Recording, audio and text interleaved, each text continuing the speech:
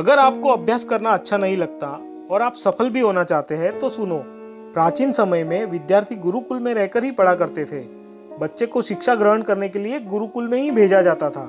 बच्चे गुरुकुल में गुरु के सानिध्य में आश्रम की देखभाल किया करते थे और अध्ययन भी किया करते थे।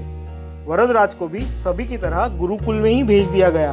वहाँ आश्रम में वो अपने साथियों के साथ घुलने मिलने लगा, लेकिन वह पढ़ने में बहुत कमजोर था। गुरुजी की कोई भी बात उसे कम ही समझ आती थी। इसी कारण सभी के बीच वह उपहास का कारण बन जाता था। उसके सारे साथी अगली कक्षा में चले गए, लेकिन वह आगे नहीं बढ़ पाया। गुरुजी ने भी आखिर हार मानकर उसे बोला, बेटा वरदराज, मैंने सारे प्रयास करके देख लिए। अब यही उचित होगा कि तुम यहाँ अपना समय बर्बाद मत करो। अपने घर चले जाओ और घर वालों को ही काम में मदद करो। वरदराज ने भी यही सोचा, शायद विद्या मेरी किस्मत में ही नहीं है, और भारी मन से गुरुकुल से घर के लिए निकल गया। दोपहर का समय था। रास्ते में उसे प्यास लगने लगी। इधर उधर देखने पर उसने पाया कि थोड़ी देर पर ही कुछ महिलाएं कुएं से पानी भर रही थी। वह कुएं के पास गया। वहां पत्थरों पर रस्सी के आने जाने से निशान बने हुए थे। तो उसने औरतों से पूछा, यह निशान आपने कैसे बनाए?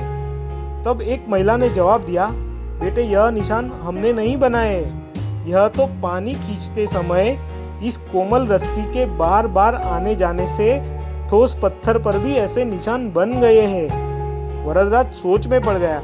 जब एक कोमल रस्सी के बार बार आने जाने से एक ठोस पत्थर पर गहरे निशान बन सकते हैं, तो निरंतर अभ्यास से मैं विद्या ग्रहण क्यों नहीं कर सकता?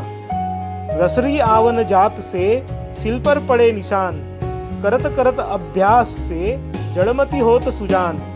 वरदराज ढेर सारे उत्साह के साथ गुरुकुल वापिस आया और अथक कड़ी मेहनत की। गुरुजी ने भी खुश होकर भरपूर सहयोग किया। कुछ ही सालों बाद यही मंद बुद्धि बालक वरदराज आगे चलकर संस्कृत व्याकरण का महान विद्वान बना, जिसने लघु सिद्धांत कौमुदी, मध्य सिद्धांत कौमुदी, सार सिद्धांत कौमुदी और गीर्वाण पद मंजरी की रचना की।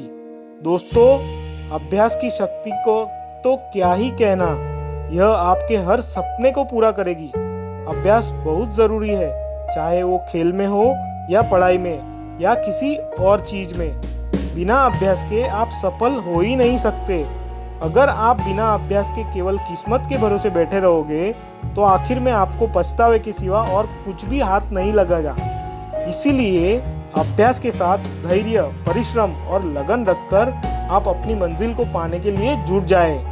दोस्तों, अगर कहानी पसंद आई है तो इसे लाइक और शेयर करना ना भूलें। और एक खास बात, इसी तरह की प्रेरक कहानियां रोज सुनने के लिए चैनल को सब्सक्राइब कर दे।